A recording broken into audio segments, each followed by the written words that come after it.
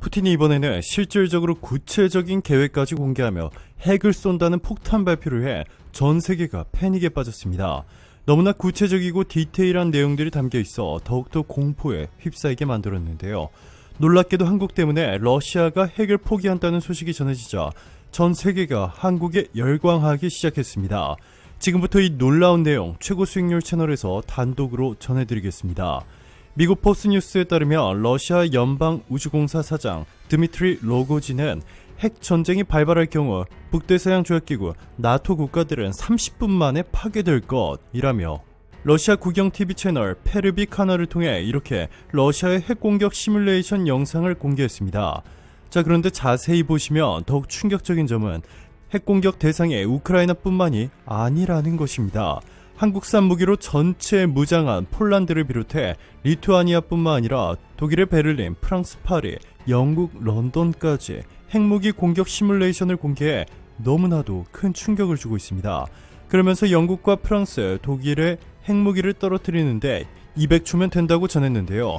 이날 방송에 출연한 로디나당의 알렉세이 쥬라벨리프 의장은 사르마트 미사일 하나에 영국 제도는 사라질 것이라고 말했고, 진행자는 영국에도 핵무기가 있으며 이 전쟁에서 아무도 살아남지 못할 것이다. 칼리닝그라드에서 사르마트가 발사될 경우 베를린을 106초, 파리를 200초, 런던을 202초 만에 타격할 것이라는 충격적인 자료를 공개했습니다. 블라디미르 푸틴 러시아 대통령은 우크라이나 침공 첫날인 지난 2월 24일 누구든 우리를 방해하거나 우리나라와 국민을 위협하면 러시아는 즉각 대응할 것이며 그 결과는 역사상 한 번도 겪어보지 못한 것이 될 것이라고 말했습니다. 사흘 뒤엔 핵 운영 부대에 특수 경계태세 돌입을 지시하며 위협 수위를 끌어올렸습니다.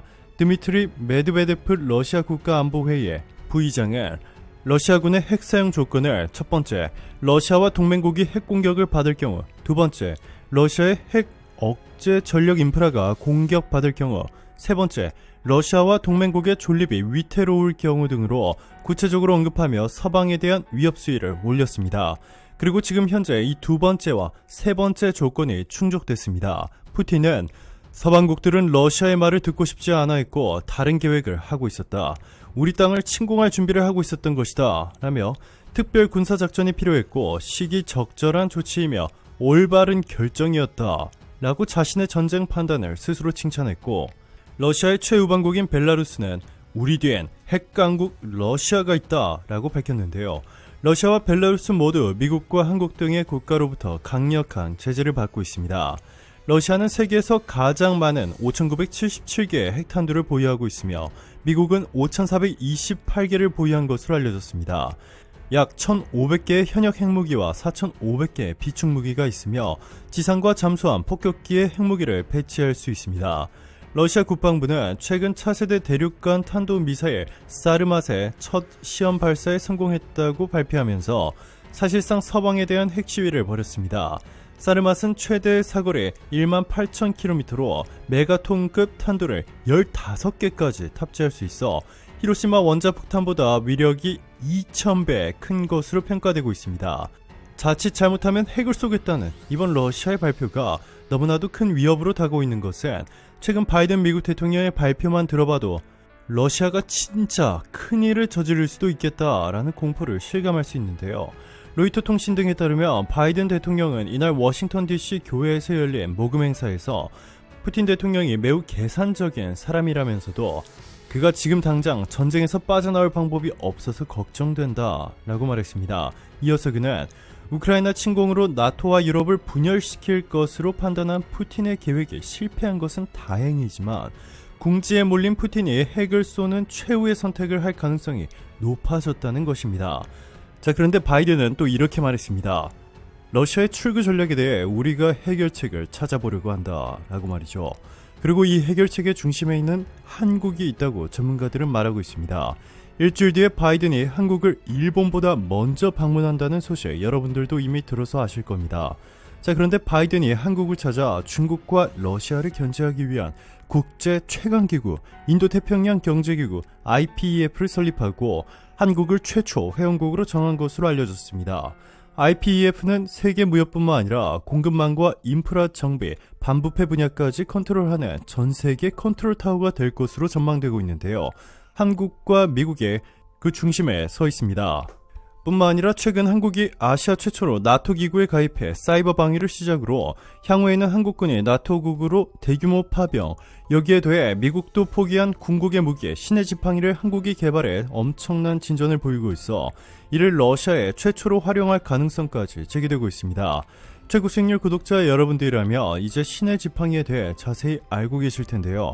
신의 지팡이는 원래 미국에서 계획했던 위성 병기로 당시 미국 공군 내의 정식 명칭은 Hypervelocity Road Bundle이었습니다. 간단히 말해 인공위성을 만든 뒤 거기에서 무거운 물건을 떨궈서 그 물건에 실린 운동에너지로 행성급 피격 지점을 조준해 파괴하는 무기입니다. 우주에서부터 너무나 빠른 속도로 러시아 군시설과 인프라시설 수백 곳을 한 번에 동시에 정밀 타격하기 때문에 러시아군이 탐지할 수도 없고 현존하는 무기체계로는 요격이 불가능합니다. 이 신의 지팡이가 사용 가능성이 높다고 전문가들이 말하고 있는 것은 핵무기와는 달리 방사능 방출도 없고 정확하게 타겟 범위에서만 폭발을 일으킵니다. 게다가 아무리 러시아가 핵시설을 지하 깊숙한 곳에 숨겨두어도 공격을 피할 수 없을 만큼 위력이 상상을 초월하고 있습니다. 러시아의 최후의 보루인 핵공격 계획이 한순간에 산산조각 날 수 있다는 것이죠. 자, 그런데 더 놀라운 것은 이뿐만이 아닙니다. 러시아가 그동안 이번 전쟁에서 승리할 수 있을 것이라 확신했던 이유는 바로 물가 상승 때문이었습니다. 그렇지 않아도 최근 인플레이션이 심화되는 가운데 경기 침체까지 겹치는 이 스태그플레이션이 현실화되고 있는 가운데 미국 나스닥 지수는 하루에 4% 넘게 폭락하며 대부분의 종목들이 고점 대비 마이너스 50%는 양반이고 마이너스 80%, 심지어 마이너스 90%인 종목들도 수두룩합니다. 역대급 폭락이 시연되고 있는데 러시아의 핵공격 가능성이 급속도로 높아지면서 투자자들을 심각한 공포에 몰아넣고 있습니다. 자, 그런데 이렇게 전 세계 주식시장이 대폭락하며 전 세계인들을 가장 괴롭히고 있는 이유 중 하나가 바로 인플레이션이죠. 러시아는 이 시기에 유럽의 천연자원 수출을 전면 중단해 석유와 천연가스 가격 폭등을 노렸는데요. 한국도 비우호국으로 지정하며 큰 타격을 주었습니다. 전 세계 석유 생산 순위를 보시면 러시아가 3위입니다. 엄청난 규모를 생산해내고 있는데요. 이 때문에 수년 전 오펙이 석유 가격을 올리려 감산을 하겠다고 선언했지만 당시 러시아가 생산량을 늘리자 석유 가격이 오히려 더 추락한 적이 있습니다. 그만큼 러시아의 석유 생산 규모는 엄청난데요. 최근 친환경 에너지로 각광받으며 수요가 기하급수적으로 늘어나고 있는 천연가스는 러시아가 세계 2위입니다. 즉 갑자기 석유를 생산하지 않던 나라가 초대규모 석유가 매장된 유전을 발견한다거나 하는 기적이 일어나지 않는 이상 러시아는 인플레이션과 혈투를 벌이고 있는 미국, 유럽, 한국 등을 상대로 유리한 협상의 고지를 선점할 수 있다고 판단한 것입니다. 자, 그런데 놀랍게도 바로 한국이 러시아의 이러한 계획을 완전히 산산조각 내버렸습니다. 한국의 전라도 앞바다에 초대규모 석유가 매장되어 있다는 사실이 다름 아닌 러시아 조사기관에 의해 드러났는데요. 위치는 바로 전라도 앞바다의 이광구. 사실 이곳에서는 오래전부터 석유 탐사 작업이 시작됐지만 국제유가가 배럴당 30달러 밑으로까지 폭락하면서 경제성이 없다고 판단해 작업이 중단됐었습니다. 그런데 이번에 우크라이나 사태로 석유 가격이 폭등하면서 석유 최종 시출을 위한 작업이 탄력을 받기 시작했는데요.